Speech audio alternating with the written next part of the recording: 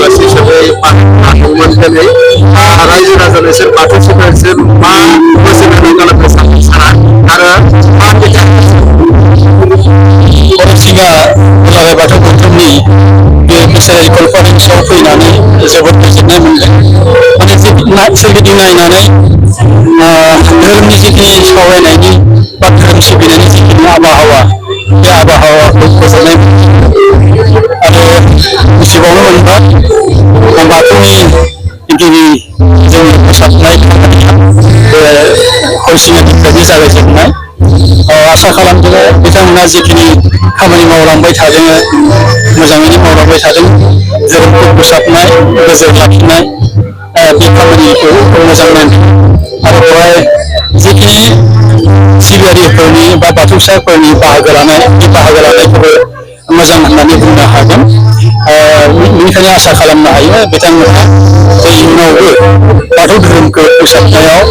बा जौगाहोनायाव आरो गोसार होनायाव मैखोम रल लागोन होननानै बुंनो हायो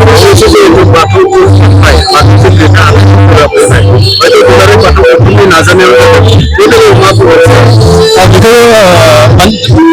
मोनबाय होननानै बुंनो हाया कनफिउसन दाजाया क्लियारा बेनो आरजिआइनिफ्राय जोंनो लाइजाम हरदों जे जोंहा सिगांनिफ्रायनो माबाबाय थादोंमोन एप्लाइ खालामबाय थादोंमोन एपिल खालामबाय थादोंमोन जे बाथौ धोरोमखौ नेसनेल रिकगनाइज आरो रिलिजियास कड नांगौ होननानै गावनाव थानाय अक्ट'बराव बिथांमोनहा लाइजाम हरदों जे माबागोन जागोन जे फैगौ सेन्सासाव जोङो बाथौजों लिरनो थाखाय मोनसे निर्देशना हरगोन आरो बे निर्देशना हरनायाव नोंथांमोनहाबो हेफाजाब होनांगोन आरो हेफाजाब होयोब्ला बिथांमोनहा जाफुंगोन माखासे बायदि मोनो नामा बाथौनि जिथु सिगांनि खान्थिजों जिथु फुजियोमोन बे फुजिनायफोरा साइन्टिफिकेलि नङा होननानै दा फोसाबनो गोनां आरो दंबोयो होनना सानो नामा फोसाबनोथ' थानांगोनानो समजों गोरोबनानै जों फोसाबनाया एसे लागोन नाथाय फोसाबनाय माने बे नङा जे गावनि अरिजिनेलिटिखौ फोसाबगोन माखासे दंबावो बेखौ जों फोसाबनो हाब्ला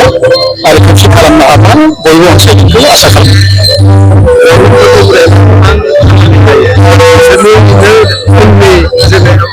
जिथु खामानि लाइमोनफोरानो मावनो गोनां जायो नाथाय लाइमोनफोरा धोरोमाव गोसो होयै माखासे नुनो मोनदों आरो लाइमोन बैसोआवथ' एसे माबा जाखायो मानसिफ्रा उदां जाखायो बारा इन्टारेस्ट होआ धोरोमाव थेवबाबो जोंहा जोंनि दुलाराय बाथौ धोरोमनि स्ट्राक्चाराव लाइमोन आफाद दं माइनाव आफाद दङ लाइमोननि फालिनिफ्राय माब्रै धोरोमनि फारसे सांग्रांथि लाबोनो हायो धोरोमजों लोगोसे सोलोंथाइनि माब्रै सांग्रांथि लाबोनो हायो समाजनि सांग्रांथि लाबोनो हायो बे खामानिखौ मावगासिनो दङ आरो थिग बिदिनो माइनाव आफादाबो मावगासिनो दङ लोगोसे जों बिथांमोननि जगाजगाथ' जोंनि जिहेतु गांखं